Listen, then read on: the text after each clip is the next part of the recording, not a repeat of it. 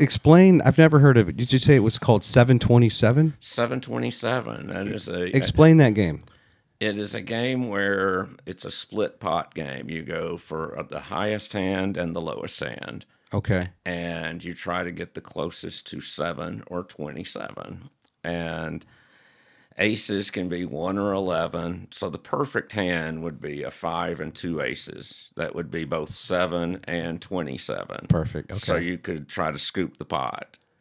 Where the ace acts as a 1 and an 11. Correct. Okay. And it's an excellent game. It gets a lot of action going, and the great thing about split pot games is people stay in. Yeah. It encourages everybody to stay in the game. It's a friendly atmosphere.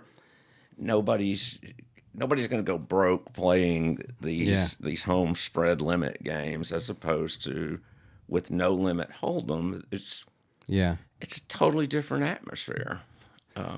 And how many cards are dealt at the outset of the game when you're playing 727? Either 2 or 3. You can play both versions of it, and you get 1 down and 1 up.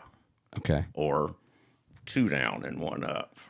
So somewhat similar, rooted in blackjack. Where are you asking for a card? And you're asking for a card, and yes, and if you don't take a card for 3 consecutive times when it's your turn, you're locked out and you can't take any more cards. Okay. But it's one of. And then that down card is like blind until the end, until the reveal. Exactly. So you really have no idea. That's right. Wow. And with the 3 card version, if you've got 2 cards down, and if you've got 2 cards down and your up card's a 3, people are going to assume that you're going low. But that's not necessarily the case. You know, you could have an ace, 2 aces, or you could have an ace and a 10. You could get 24. Anyway, it's a fun game. Yeah. It gets a lot of action. Sure.